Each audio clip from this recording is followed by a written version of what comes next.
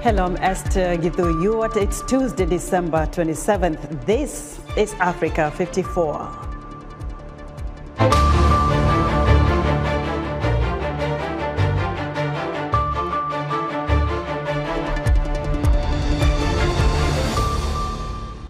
Africa's food security crisis continues to grow and threaten more people, as VOA's Vince McCory details. With Zimbabwe's inflation hitting 255% in November, people are setting up illegal street markets to get a bit of cash. Lauren Anthony reports. Uganda has become the second African nation to address HIV with an injectable drug. VOA Health correspondent Lenord Madu gets details from Uganda's HIV Commission Executive Director. All this and much more on today's Africa 54.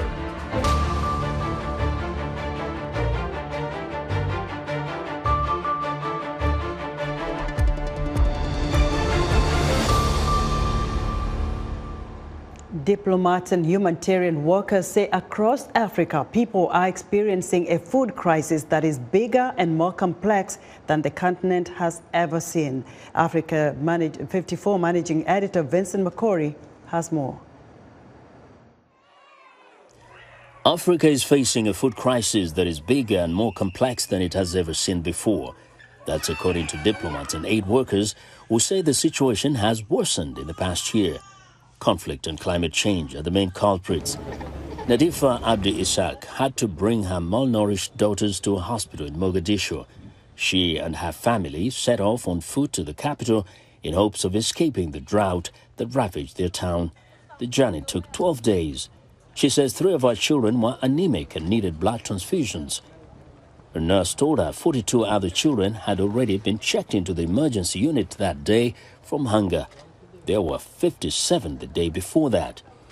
500,000 children's lives are at risk from a looming famine in Somalia, according to the United Nations, more than anywhere else in the world. It also says 1 in 5 Africans, a record 278 million people, were already facing hunger in 2021. But warns the peak of the hunger crisis hasn't been seen yet.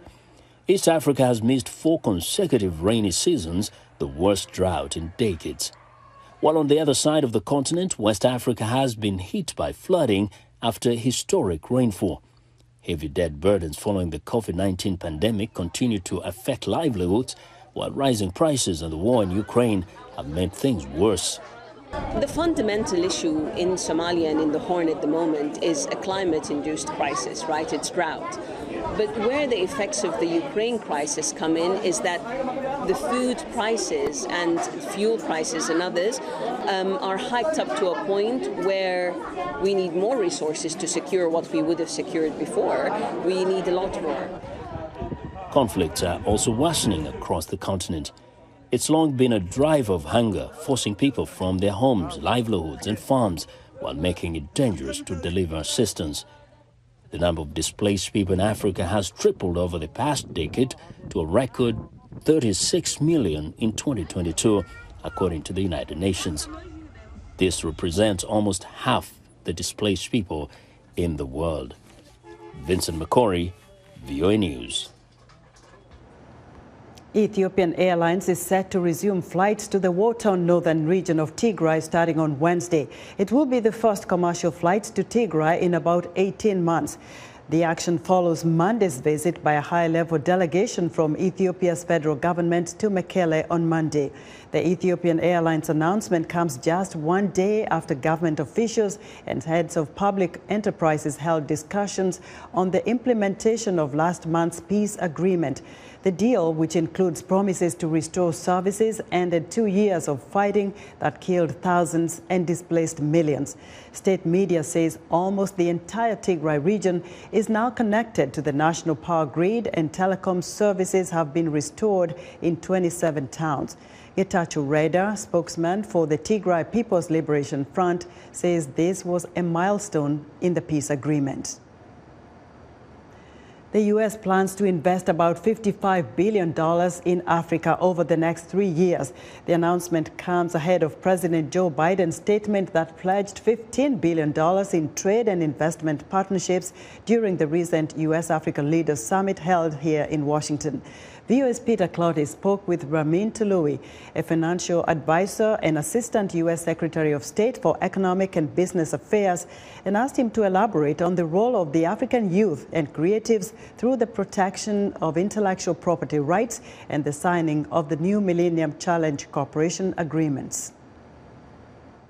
One of the things that's been most inspiring this week is the opportunity to engage with Africa's youth and young people who have ideas for creating a better future. At the State Department, we hosted something we called the Innovators Gathering on Monday that included a pitch competition where various startup leaders gave their ideas for addressing various problems. The winner of that was a company called Healthbotics from Nigeria that was using technology to solve problems of access in the medical system. Yesterday, I had the pleasure of going to the African American History Museum, where the focus was on African creatives and filmmakers. In both of these instances, the education, the hard work, the blood, sweat, and tears went into creating ideas, and it's very valuable to protect those ideas so young creators have the incentives to make those investments of their own personal energy. And as you can see with the examples that I gave, those ideas then benefit other members of society. And so one part of our partnership with African countries is how to strengthen this system of intellectual property protection, protecting ideas so that we have a system that encourages more ideas and better ideas. Let's talk about, before you go, the MCC signing, because I've heard some of these countries very elated about them being declared their eligibility, or the first, the second tranches. How is it going, and what do you see as the future of the cooperation between the U.S. and these African countries when it comes to the MCC signings? Well, this has been a very successful foreign assistance program of the United States government. I happened to be in the U.S. Treasury Department about 20 years ago when the MCC was initially proposed and launched.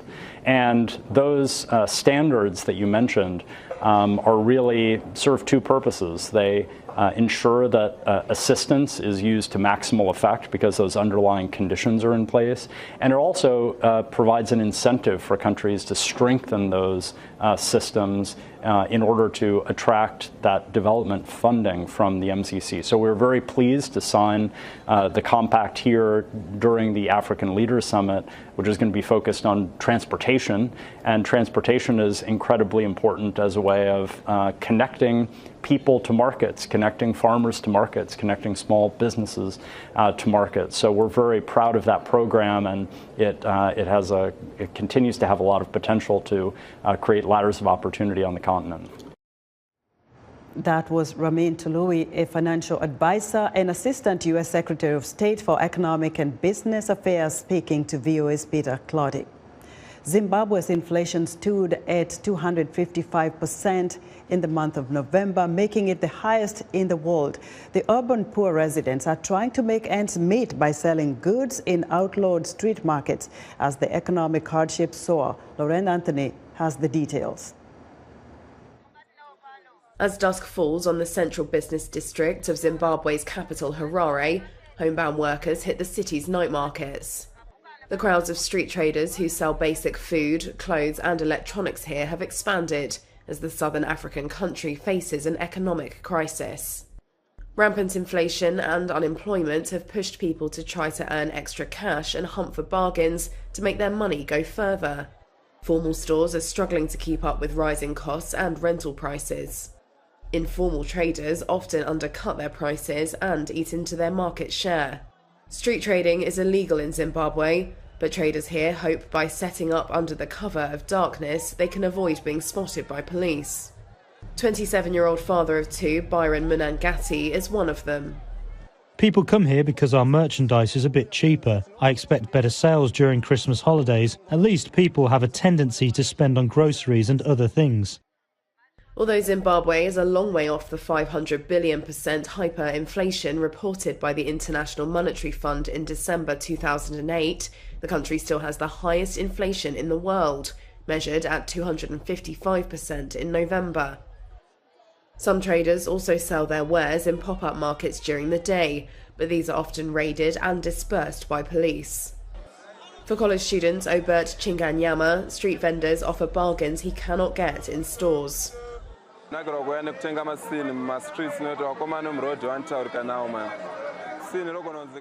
come to the streets because I can negotiate the price. These sneaker dealers are always willing to reduce the price, so that keeps me glued here. The dire state of the economy is blamed on years of government mismanagement and corruption, made worse this year by the global food and energy shortages caused by the Ukraine crisis. Lorraine Anthony of Reuters filed that report.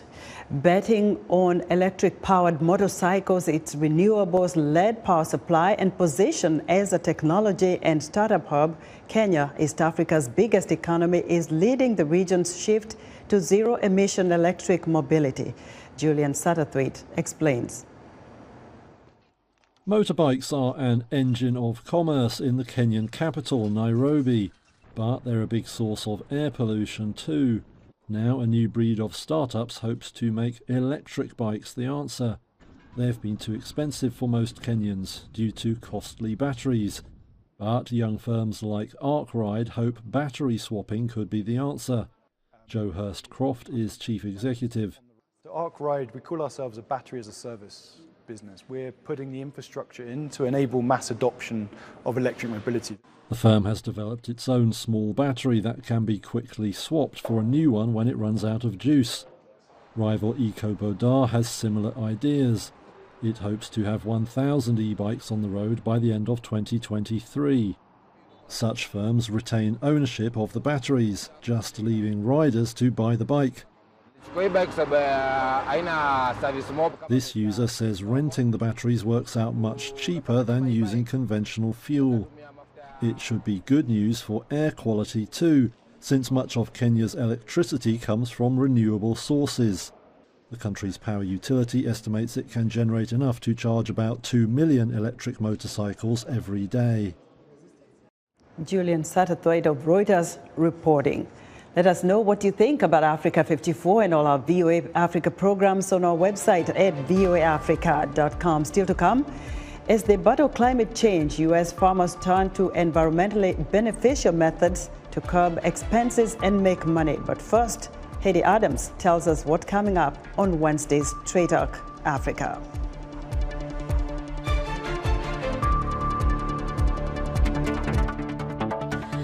On the next Straight Talk Africa, we'll review the stories that made headlines in 2022, from conflict in Eastern Europe and East Africa to a global economic downturn. How did the developments in 2022 shape the relationships between Africa, the West, and the rest of the world? Join me, Heidi Adams, on the next Straight Talk Africa. Health, wellness, sport, beauty, medical breakthroughs. Healthy Living cares about your well-being. What are the main health concerns in Africa and around the world? Find out the latest on coronavirus. Connect with our experts and ask them questions. How long does the virus stay? Join me, Lina Khmoudou, in Washington, every week on Healthy Living, right here on VOA.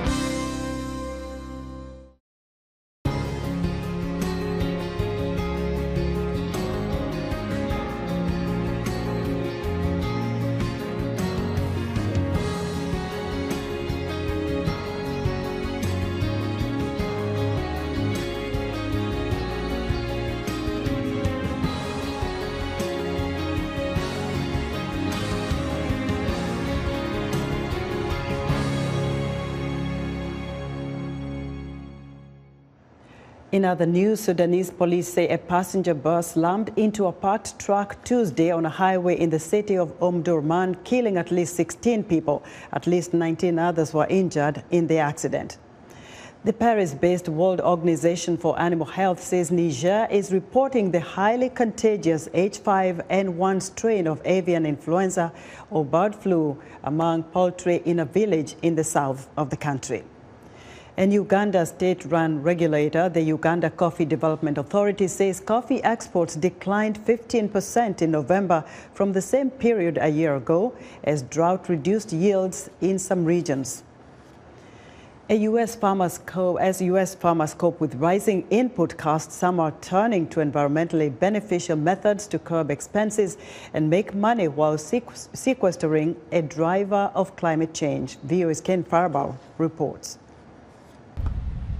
Record high prices for inputs like seed and fertilizer and the rising cost of diesel fuel has forced farmers like Mark Boston to change how they do business. We have cut back a little bit on inputs with this higher price, or try to be smarter about how we do things. Smarter farming is something Boston's family has experimented with for decades. We have played with cover crops to varying degrees of success. Every year you get different weather challenges. One successful technique Boston's family uses is the no-till method, keeping the land as is after harvesting, retaining more nutrients in the ground, including carbon, instead of releasing it up into the air. While it's an environmentally friendly way to farm, cost is Boston's biggest consideration. It reduces the amount of fertilizer he uses. So that's one of the reasons why we're pretty much all no-till. But as rising prices are cutting into his 2022 profits, Boston is experimenting with so-called carbon farming. He's teaming up with Locus Agricultural Solutions, a company that sells products farmers can apply to their fields to aid crop growth, increase carbon content, improve water retention, and reduce dependency on fertilizers. We pay the grower a fee to get the data. Then we also do the soil sampling for that grower. So in that process, we are actually measuring the carbon for the grower through soil sampling. Shane Head, Director of Customer Success for Locus Ag, says the company's Carbon Now program links farmers to a carbon market where they can sell sequestered carbon that, if left in the Earth's atmosphere, would otherwise contribute to global warming. The big companies that have a big carbon footprint have to offset that in some fashion. So we use a third-party blue chip company that actually merchandises the carbon. Basically everything I do is what I think is right for the land, and then this carbon stuff has just been a byproduct. Farmer John Nergana is also enrolled in Locus Ag's Carbon Now program. In addition to no-till farming, he raises livestock that boost his carbon farming effort. Integrating cattle on the land helps break down the stuff to get the carbon in the ground. And so if you're going to be competitive in that market, you've got to do everything you can to minimize your costs. Boston hopes his carbon farming investment will turn a profit, not only selling sequestered carbon, but also increasing his soybean and corn yields. Additional yield studies are saying 10 plus bushels on corn. So I mean, this year that's $70 an acre. So you're spending 10 to 12 to make $70. That's a 7-to-1 return. As with so much in farming, Boston knows the Carbon Now program is not a sure bet. We've tried other products in a similar vein before and had disasters. Important considerations as farmers cope with an ongoing war in Ukraine that weighs on global supplies and prices. A University of Illinois initial 2023 crop budget estimate projects even higher input costs and lower returns for farmers compared to 2022. Kane Fairbaugh, VOA News, Glasgow, Illinois. In 2022, Uganda became the second African country after Zimbabwe to approve the long-lasting injectable drug cabotegravir for pre-exposure prophylaxis to prevent the transmission of the AIDS virus. About 1.4 million people are living with HIV in Uganda. For more insight, Africa 54 health correspondent Lino Mudu spoke with Nelson Musoba, Executive Director of Uganda AIDS Commission. As we speak now, the prevalence has reduced dramatically, including how HIV and AIDS presents. Back then it was, first of all, a diagnosis of HIV was like a death sentence. There was no treatment. In the early 2000s, a lot of our people started accessing antiretroviral therapy, especially courtesy of the American government through the Presidential Emergency Relief Fund for AIDS and PEPFAR. And of course, enrollment on ART changes the whole picture. People start living a near normal life. The symptoms disappear.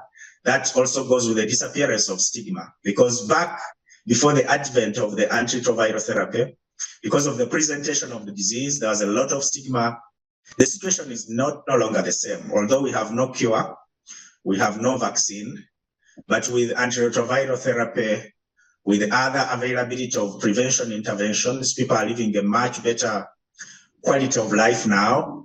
We have approximately 1.4 million people out of a population of about 42 million living with HIV now, about 5.5 HIV prevalence. UNAIDS says that there are inequalities that are creating an impediment to the end of the epidemic, or at least to improving the picture overall. How does this translate in Uganda? Are you in your country seeing such inequalities? One of the underlying driving factors is the inequitable distribution of wealth.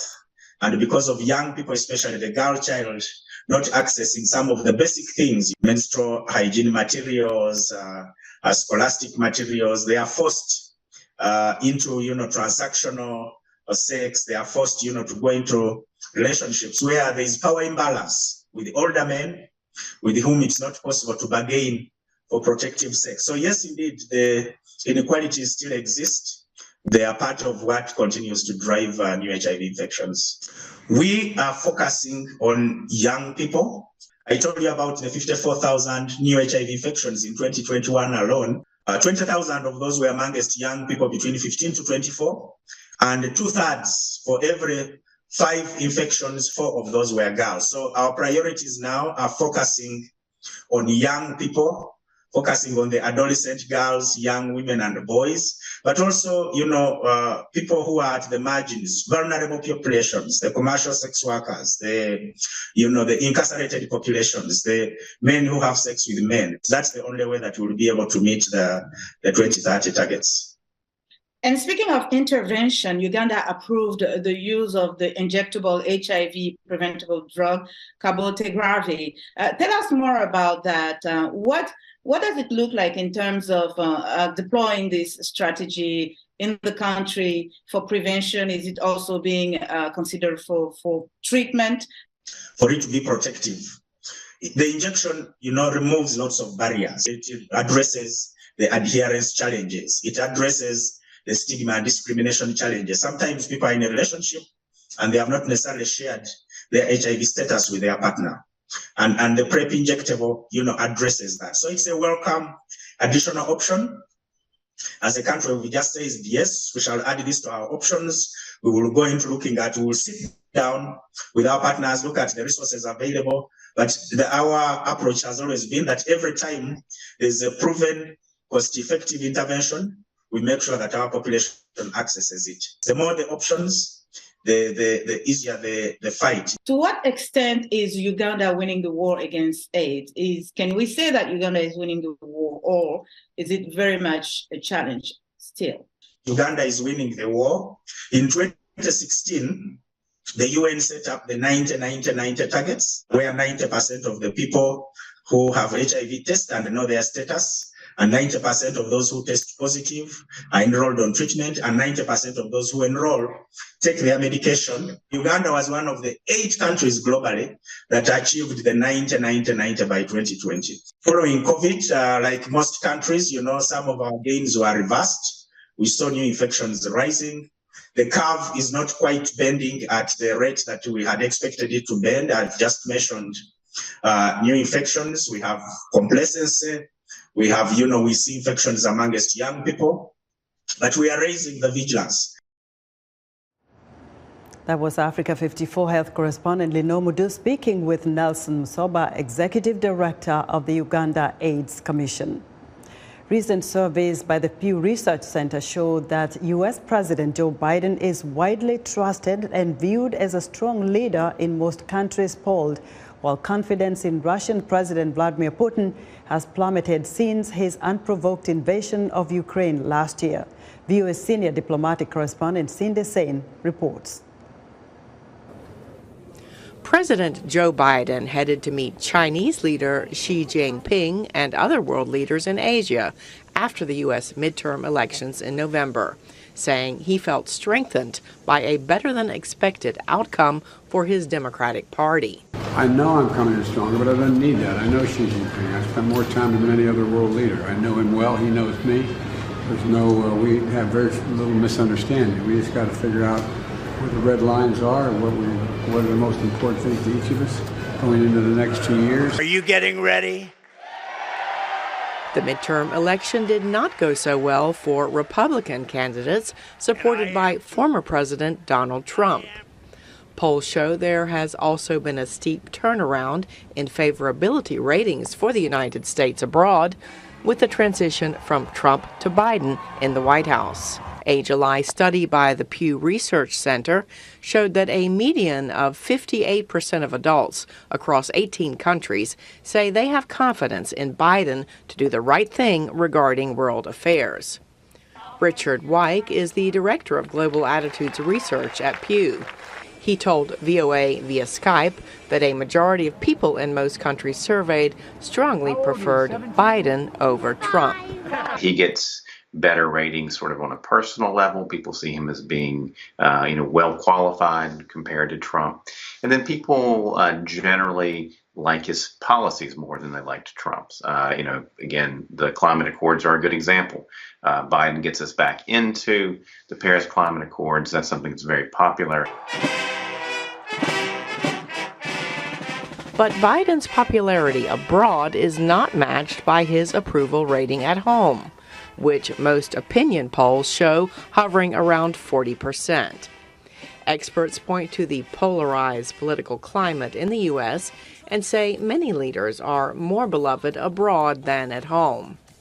Elizabeth Shackelford of the Chicago Council on Global Affairs agrees that people in most countries prefer Biden's approach. People are still pretty pleased with Biden bringing America back to the table and more engaged both actively and respectfully in the international community and world affairs. Favorable views of Biden abroad contrast sharply with those of Russian President Vladimir Putin after his unprovoked invasion of Ukraine. A Pew Research study shows that a median of just 9% have confidence in Putin to do the right thing in world affairs, as Richard Wyke explains. When it comes to Russia, what we see are just, all-time low ratings in, many of the countries that we surveyed, all-time low ratings for Putin, a strong public reaction against Russia's invasion of Ukraine. French President Emmanuel Macron is one of many world leaders who has thanked Biden for leading the strong NATO and European Union support for Ukraine, saying if Russia were allowed to proceed unchecked, there would be no stability anywhere in the world today. Cindy Sain, VOA News, Washington. And that wraps up our show for today. Be sure to watch Africa 54 on our website at voaafrica.com. From the Africa 54 team here in Washington, thank you for watching.